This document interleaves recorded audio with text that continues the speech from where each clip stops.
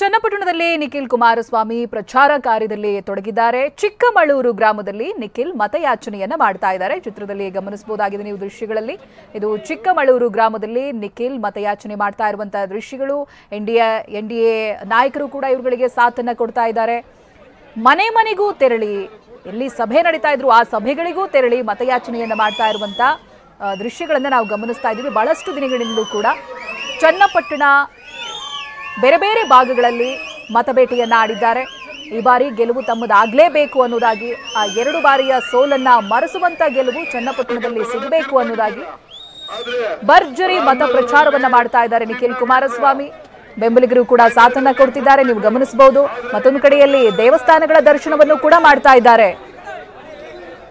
ದೇವರ ಮೊರೆಯನ್ನ ಹೋಗ್ತಾ ಇದ್ದಾರೆ ಗೆಲುವು ತಮ್ಮದಾಗಬೇಕು ಅಂತ. ಯಾಕೆಂತ ಹೇಳಿದ್ರೆ ಎದುರಾಳಿ ಬಲಿಷ್ಠ CPY ಗೊತ್ತೇ ಇದೆ. 5 ಬಾರಿ ಶಾಸಕರಾಗಿ ಆಯ್ಕೆಯಾದವರು. ಹಾಗಾಗಿ ಈ ಚನ್ನಪಟ್ಟಣ ಕ್ಷೇತ್ರವನ್ನ ಪ್ರತಿಷ್ಠೆಯಾಗಿ ತೆಗೆದುಕೊಂಡಿದ್ದಾರೆ STK ಹಾಗೂ NDA. ಆಮೇಲೆ ಆ ದೃಶ್ಯದಲ್ಲಿ ಗಮನಿಸಬಹುದಾಗಿದೆ, ಅಭಿಮಾನಿಗಳು ಕೂಡ ಸಾಕಷ್ಟು ಸಂಖ್ಯೆಯಲ್ಲಿದ್ದಾರೆ. ನಿಖಿಲ್ ಕುಮಾರಸ್ವಾಮಿ ಅವರು ಬರ್ತಾ ಇದ್ದಾಗೆ ಸೆಲ್ಫಿಗಾಗಿ ಮುಗಿ ಬೀಳ್ತಾ ಇದ್ದಾರೆ ಜನ.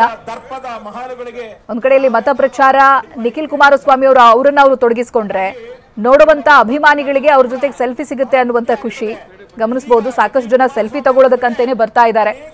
ನಿಖಿಲ್ ಕುಮಾರಸ್ವಾಮಿ ಅವರ ಜೊತೆಗೆ ಪ್ರಚಾರಕ್ಕೂ ಕೂಡ ಸಾಥನ್ನ ಕೊಡ್ತಾ ಇದ್ದಾರೆ ಉಳಿದಂತ ಬೆಂಬಲಿಗರು. ಮನೆ ಮನೆಗೂ ತೆರಳಿ ಕೈ ಮುಗಿದು ಮತಯಾಚನೆಯನ್ನ ಮಾಡ್ತಾ ಇದ್ದಾರೆ.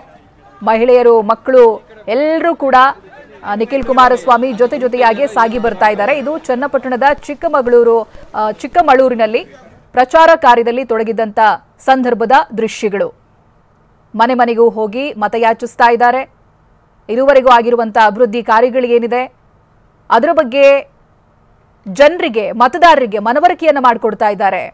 ಯಾಕೆ ತನ್ನನ್ನು ಬೆಂಬಲಿಸಬೇಕು, ಯಾಕೆ ಗೆಲ್ಲಿಸಬೇಕು ಅನ್ನುವಂಥ ಕಾರಣಗಳನ್ನು ಕೂಡ ನಿಖಿಲ್ ಕುಮಾರಸ್ವಾಮಿ ಅವರು ಹೇಳಿದ್ರು.